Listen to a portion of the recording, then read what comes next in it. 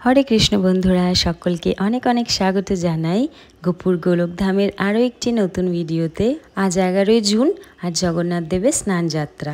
সোমবারেই মাতাজি phone করে আমাকে জানিয়েছিলেন যে বছরে তো এই একটা দিনই জগন্নাথ দেবকে স্নান করানো হয়, তো তার জন্য যেন আমি ভগবানকে স্নান করাই এই দিনকে। যেহেতু একটুখানি সময় লাগবে, তাই জন্য আগে সকালবেলা গোপুকে ভোগ দিয়ে সেবা দেওয়ার পরে তারপরে কিন্তু স্নানের ব্যবস্থা করব বন্ধুরা। তো এখানে একটুখানি উপমা বানিয়ে নিচ্ছে ও, সব রকমের সবজি, ডাল, বাদাম টাদাম দিয়ে।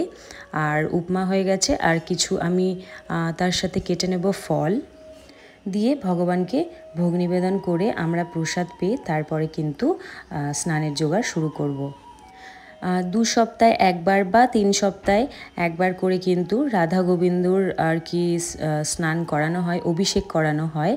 আর গোপু সোনাদের তো প্রত্যেক দিনই স্নান করানো হয়, তো আমি সেটাও আর কি করাবো ভাবছিলাম। তো যেহেতু স্নান যাত্রায় জগন্নাথ দেবকেও স্নান করাবো, তো তার সাথে কিন্তু একসাথে গোপু সোনা, রাধা গোবিন্দ, বাকি বিগ্রহদেরও কিন্তু স্নান করিয়ে নেব, অভিষেক করাবো বন্ধুরা। তো অভিষেকের জন্য ইচ্ছে তো ছিল, যেমন তোমরা তো আগে দেখেছো যে ফলের রস টস দিয়ে যেমন স্নান করাই, তো সেটা আর হয়ে ওঠেনি। তো পঞ্চামৃত দিয়েই ভগবানের অভিষেক করিয়ে আর সুন্দর করে ভগবানের শৃঙ্গার করা হবে। এই ড্র্যাগন ফ্রুটটা নিয়ে এসেছিলাম অনলাইন থেকে, তো বেশ ভালো আর কি। আমি দেখেছি সাদাগুলোর থেকে এই গোলাপিগুলোর দেখতেও বেশ সুন্দর হয় রঙটা, আর তার সাথে সাথে কিন্তু এগুলোর স্বাদও সাদাগুলোর থেকে অনেকটা পরিমাণে বেশি। তো চলো বন্ধুরা, আজকে কিন্তু যেহেতু জগন্নাথ দেবের স্নান যাত্রা, তাই জন্য স্নান যাত্রার যে মহিমা আর পুরীতে কিভাবে স্নান যাত্রা উৎসব পালন করা হয় সেটা নিয়েই কিন্তু গ্রন্থ থেকে আমি কিছু তথ্য তোমাদের সামনে তুলে ধরবো। তো তোমরা প্রসাদ দর্শন করো বন্ধুরা, প্রসাদ দর্শনে কিন্তু দুর্ভোগ কাটে। জ্যৈষ্ঠ মাসের পূর্ণিমা তিথিতে আয়োজিত হচ্ছে একটি উৎসব, জগন্নাথের স্নান যাত্রা। ভগবান শ্রীকৃষ্ণ ও ভগবান জগন্নাথ দেবের ভক্তদের কাছে কিন্তু এটা একটা গুরুত্বপূর্ণ দিন, এবং এই দিনটিকে ভগবান শ্রী জগন্নাথ দেবের জন্মতিথিও মনে করা হয়। এই দিন পুরীতে স্নান যাত্রা উপলক্ষে জগন্নাথ, বলদেব, সুভদ্রা মহারানী এবং সুদর্শন চক্র ও মদনমোহন বিগ্রহকেও কিন্তু জগন্নাথ মন্দির থেকে স্নান বেদিতে বের করে আনা হয়, এবং সেখানে তাদের স্নান করানো হয় এবং ভক্তদের দর্শনের জন্য সুন্দরভাবে ভগবানকে শৃঙ্গার করা হয়। বলা হয় এই দিন জগন্নাথ দেবকে দর্শন করলে সকল পাপ থেকে মুক্তি পাওয়া যায়। স্কন্দ পুরাণেও বলা হয়েছে যে পুরীর মন্দিরে বিগ্রহ প্রতিষ্ঠার পরেই নাকি রাজা ইন্দ্রদুম্ন এই অনুষ্ঠানের আয়োজন করেছিলেন। মন্দিরের উত্তরে একটি কূপ থেকে এই দিন জল আনা হয় এবং মন্ত্র উচ্চারণের মাধ্যমে প্রথমে তার শুদ্ধিকরণ করা হয়। তারপরে 108টি কলসিতে সেই জল নিয়ে বিগ্রহগুলিকে সারাদিন স্নান করানো হয়, এবং এই স্নান পর্ব সমাপ্ত হয় সন্ধেবেলা। তো সমাপ্তির পর জগন্নাথ ও বলভদ্রকে গণেশের রূপে সাজানো হয়, এবং জগন্নাথের এই সাজ বা এই রূপটিকে বলা হয় গজবেশ। প্রথাগত বিশ্বাস অনুসারে এই স্নান যাত্রার পরে নাকি জগন্নাথ দেব অসুস্থ হয়ে পড়েন। তা তো হবেনি বন্ধুরা, সারাদিন এত জলে স্নান করে তো সর্দি কাশি ঠান্ডা তো লাগবেই, এবং এই সময় ভক্তরা দেবতার দর্শন পান না। তাই জন্য বিগ্রহের পরিবর্তে কিন্তু দর্শনের জন্য মূল মন্দিরে পটচিত্র রাখা হয়। তারপরে কিন্তু রাজবৈদ্যের পাচন খেয়ে কিন্তু জগন্নাথ দেব আবার সুস্থ হয়ে ওঠেন। তোমাদের সাথে গল্প করতে করতে অনেকটা কিন্তু এগিয়ে গেছে অভিষেকের কাজ। তো পঞ্চামৃত বানিয়ে ভগবানদের কিন্তু এখন অভিষেকের পোশাক যেগুলো রয়েছে সেগুলো পরিয়ে অভিষেক পাত্রে বসিয়ে স্নানের জন্য প্রথমে পঞ্চামৃত দিয়ে ভগবানকে আর কি স্নান করানো হবে। তারপরে জল, ফুল, তুলসী, গোলাপ জল আর অগ্র মিশিয়ে স্নান করানো হবে। এই যে অভিষেকের পাত্রটা দেখছো বন্ধুরা, অনেক ঘুরে আমি কিন্তু এটা শ্যামবাজার থেকে কিনেছিলাম। বেশ বড় যখন নিয়েছিলাম তখন মানে প্রায় এক হাতের থেকেও আর কি বড়, মানে কনুই থেকে আর হাত অবধি যতটা তার থেকেও মোটামুটি 4 আঙুল মতো বড়। নেওয়ার সময় তো মনে হয়েছিল হ্যাঁ বড়ই নিচ্ছি, কিন্তু তারপরে দেখলাম যে আরও একটু যদি বড় নেওয়া যেত তাহলে কিন্তু জগন্নাথ বলদেব সুভদ্রা মহারানীকেও কিন্তু একই স্নান পাত্রে বসিয়ে স্নান করানো যেত। 4টে গোপসোনা তো, ওদের তো স্নান করাতেই হবে, তো সেক্ষেত্রে কিন্তু একটুখানি ছোট হয়ে গেছে। তবে বেশ সুবিধে বন্ধুরা এগুলোতে, স্নানের যে জল সেটা বাইরে পড়েও যায় না, আর তার সাথে সাথে কিন্তু একসাথে সকলকে একই পাত্রে বসিয়ে আর কি অভিষেক করিয়ে নেওয়া যায়। তো দেখো আমি আর মা দুজনে মিলে কিন্তু এখন অভিষেক করানো হয়ে গেছে আর কি পঞ্চামৃত দিয়ে। এবারে ভগবানকে সুন্দর করে একে একে মুছিয়ে নেব, নিয়ে কিন্তু করব শৃঙ্গার। আর আজকে যে পোশাকটা ভগবানরা পরতে চলেছে বন্ধুরা, মা নিজের হাতে বানিয়েছে, আর এত সুন্দর আর কি ভগবানকে শৃঙ্গারের পরে লাগছিল।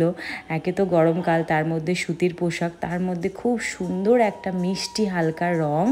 আমরা বারবার দেখছি আর আমি আর মা বলছি ভগবানের যেন নজর না লেগে যায়, এত সুন্দর। দেখো কত সুন্দর গোলাপির হালকা রং, ডিপ আর হালকা গোলাপি মিশ্রিত, তার মধ্যে মা খুব সুন্দর এখানে লেস বসিয়েছে। আর আমরা যাই পোশাক বানাই না কেন, সমস্ত আর কি ভগবানের যত বিগ্রহ রয়েছে আর কি আমাদের মন্দিরে, সবার জন্য কিন্তু সেম পোশাকই বানানো হয় বন্ধুরা। তো চলো, এখানে মা প্রথমে জগন্নাথ বলদেব সুভদ্রা মহারানীকে তৈরি করছে, তারপরে আমি আমাদের ছোট্ট গোপুসোনাগুলোকে আগে তৈরি করে নেব, যেহেতু গোপুসোনারা আগে সিংহাসনে বসে যাবে, তারপরে কিন্তু রাধা গোবিন্দের শৃঙ্গার করব। তো গোপুসোনাদের দেখো বন্ধুরা সুন্দর পোশাক পরে বসে গেছে। যেহেতু প্রচণ্ড গরম, তার জন্য কিন্তু আমি খুব একটা বেশি আর কি গয়না দিয়ে শৃঙ্গার করব না। এমনিতেই গোপুসোনাদের অঙ্গরাগ তো সুন্দর করে গয়না করাই রয়েছে। তো আমি এই বুকপাটাগুলো মনে আছে, আমি সেই গড়ানহাটা গেছিলাম, তো সেখান থেকে নিয়ে এসেছিলাম।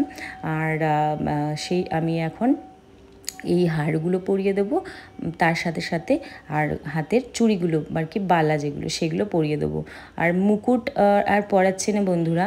আর বাঁশি আর পালক যখন সিংহাসনে বসাবো তখন কিন্তু গোপুসোনাদের কাছে রেখে দেবো। তো দেখো আমার গোপুসোনারা একে একে সুন্দর তৈরি হয়ে গেছে, আর কি মিষ্টি লাগছে।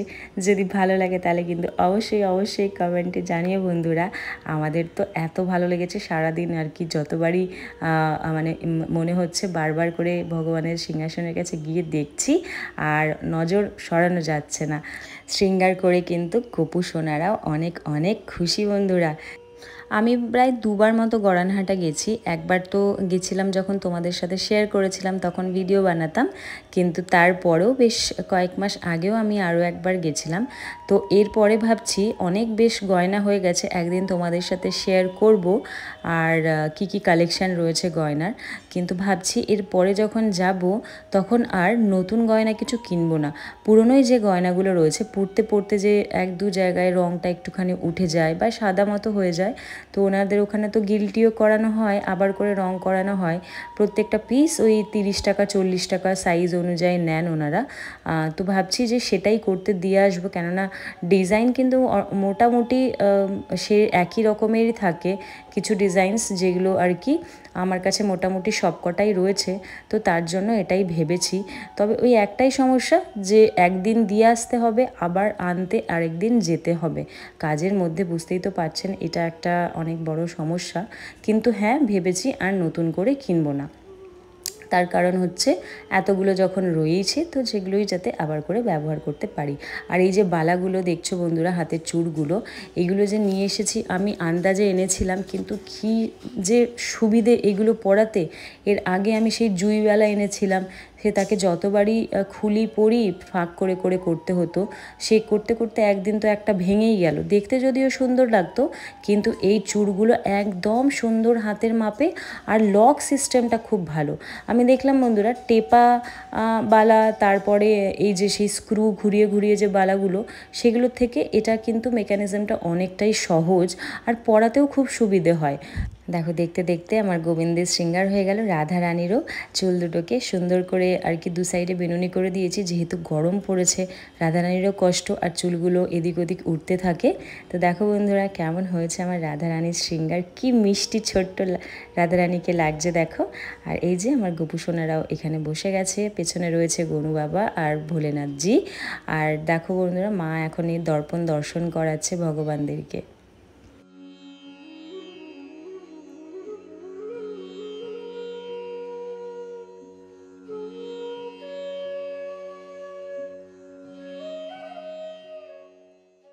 তো চলো বন্ধুরা, আশা করবো আজকের ভিডিওটা তোমাদের ভালো লেগেছে। যদি ভালো লাগে তাহলে কিন্তু অবশ্যই একটা লাইক করে দিও। কমেন্টের মধ্যে জানিও যে আমার গোপুসোনা, রাধা গোবিন্দ এবং জগন্নাথ বলদেব সুভদ্রা মহারানীর সিঙ্গার তোমাদের কেমন লাগলো। আর তার সাথে সাথে দেখা হবে পরের অন্য কোনো ভিডিওতে বন্ধুরা। এবং ভালো থেকো, সুস্থ থেকো, সাবধানে থেকো, সর্বদা বলতে থেকো রাধে রাধে।